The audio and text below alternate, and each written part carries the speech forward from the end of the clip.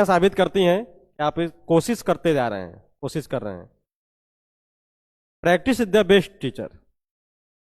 अभ्यास एक अच्छा शिक्षक होता है, बिना अभ्यास के कुछ नहीं किया जा सकता है। और आज हम नवोदय के बच्चों को अभ्यास कराने के लिए आज ऑनलाइन हम लोग उपस्थित हुए हैं। नमस्कार, मैं हूं इंद्रकेश सर, जमनी पाठशाला सैदराजा से। और आज अपठित गद्यांश की प्रैक्टिस सीरीज में आर्टिकल नंबर 2 हिंद के पेपर का लेके आया हूं। चलिए हम लोग बात करते हैं आर्टिकल नंबर 2 का।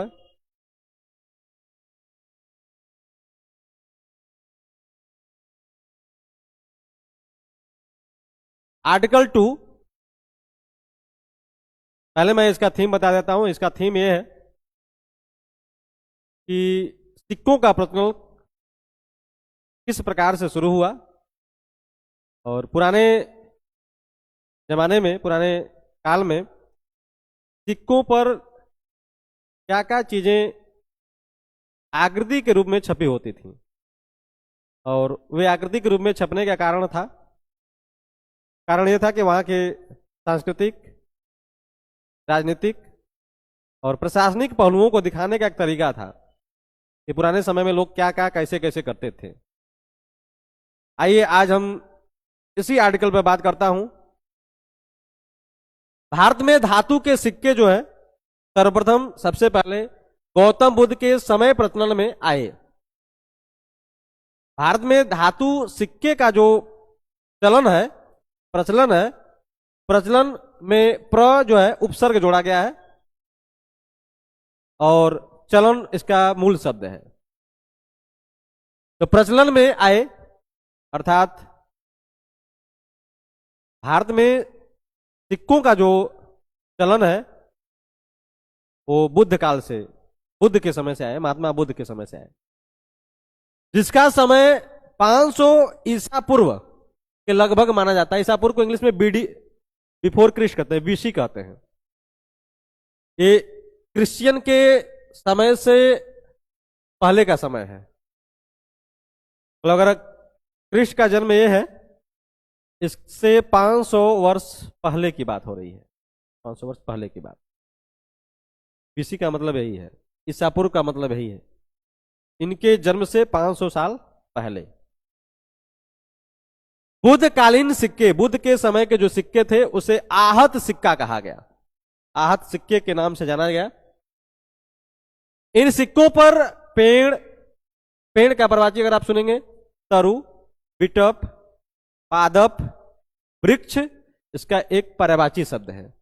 मछली, सांड, हाथी, अर्धचंद्र, अर्धचंद्र का मतलब आधा चंद्रमा आदि की आकृति बनी होती थी। इन सिक्कों पर पेड़ के, मछली के, सांड के, हाथी के और अर्ध चंद्रमा का आकृति बना होता था। ये सिक्के अधिकांशतः मतलब ज्यादा से ज्यादा जो सिक्के थे वो चांदी के थे। किसके थे? चांदी के। तथा कुछ तांबे के बने होते थे, तथा कुछ किसके बने होते थे? तांबे के, कॉपर के बने होते थे, तांबा के बने होते थे, जो कि धातु है, दोनों चीज। भारत के इतिहास में जब भारत हिमालय से केप केमोरियन तक और वर्मा से अरब सागर तक फैला था। भारत के इतिहास की अगर हम बात करें तो भारत जब हिमालय से लेकर केप कोपरियन तक फैला हुआ था और वर्मा से लेकर अरब सागर तक फैला हुआ था, तब की बात है। अनेक विशाल साम्राज्य, विशाल मतलब बहुत बड़ा, विशाल यहां पर विशेषण शब्द है, विशाल साम्राज्यों, छोटे राज्यों आदि सभी ने अपने सिक्के ढलवाना जारी रखा। ये सभी चीजों ने अपने सिक्के को ढलवाना क्या कर दिया? जारी रखा। ढलवाने का मतलब है कि एक सांचा होता है और उस सांचे में उस सिक्के का रूप नक्शा होता है और उसमें धातुओं को पिघला करके उसी में डाल दिया जाता है और थोड़ी ही देर बाद उसे ठंडा कर दिया जाता है। ठंडा होने के बाद वह जिस सांचे में ढाला जाता है उसी की आकृति धारण कर लेता है और वही प्रक्रिया ढालना कहलाती है। तो सिक्के ढलवाना जारी रखा। ये सिक्के पिछले साम्राज्यों के, जो सिक्के थे क्या बताते थे कि पीछे के साम्राज्यों, राज्यों और वहां पर शासन करने वाले जो शासक थे उनका सामाजिक, सोशल कार्य क्या था, समाज के लिए क्या कार्य दिया, समाज के लोग कैसे रहते थे, और वहां राजनीति क्या थी, वहां के लोग पॉलिटिक्स क्या थी, राजनीति कैसे हो रही थी, और वहां के लोग सांस्कृतिक व्यवस्था क्या थी, लोग क्या पहनते थे, क्या खाते थे, क्या पीते थे, कैसे डांस होता था वहां, कैसे मनोरंजन करते थे, ये सब सांस्कृतिक चीजों में आती थे।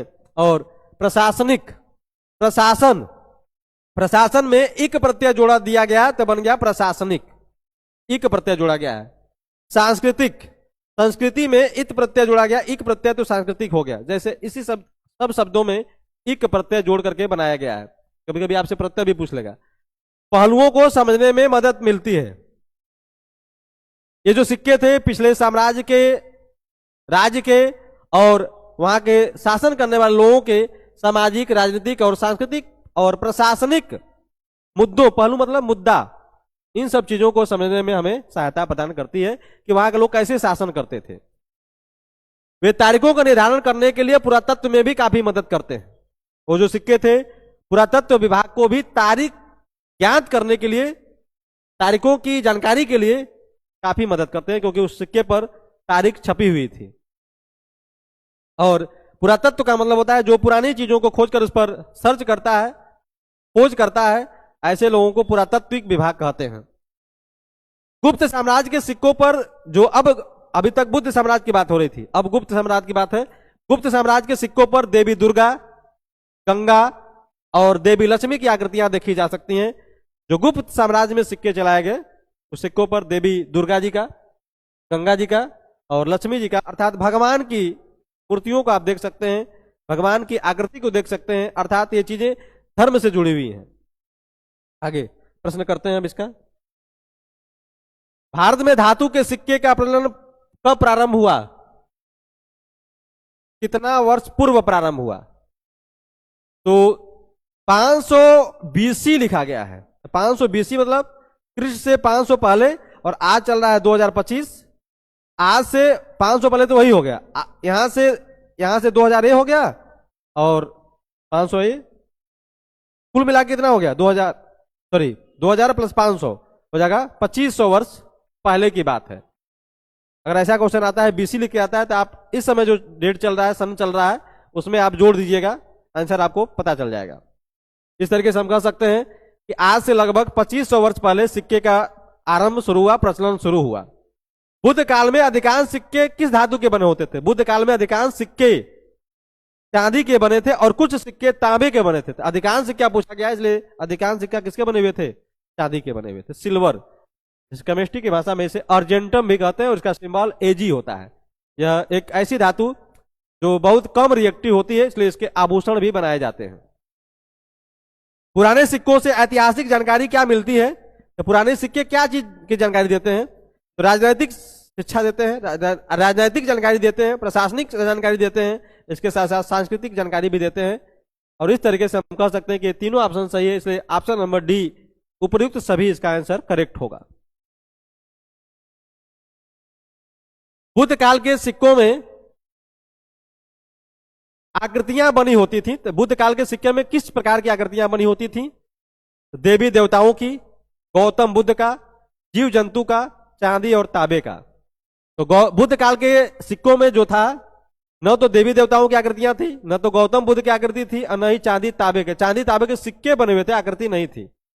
जीव जंतु का आकृति बना हुआ था, पेड़ पौधे, हाथी, सांड, इन सब चीजों का आकृति बनी हुई थी, इसलिए जीव जंतु का इसका करेक्ट आंसर होगा। गुप्त साम्राज्य के सिक्कों में होते थे, तो गुप्त साम्राज्य के सिक्के में क्या होते थे? तो गुप्त साम्राज्य के सिक्कों में देवी दुर्गा, गंगा और अन्य प्रकार की देवी देवताओं की आकृतियां होती थी। इसलिए जानवर की आकृति तो थी नहीं, ये नहीं होगा। सांड की आकृति भी नहीं थी और चंद्र की आकृति भी नहीं थी, इसलिए हम इसका ऑप्शन सही करेंगे धार्मिक, क्योंकि देवी देवता की जो मूर्तियां हैं आस्था से लगी होती है, ये धार्मिक चीजें हैं, इसलिए धार्मिक आकृतियां इसका करेक्ट आंसर होगा। धन्यवाद।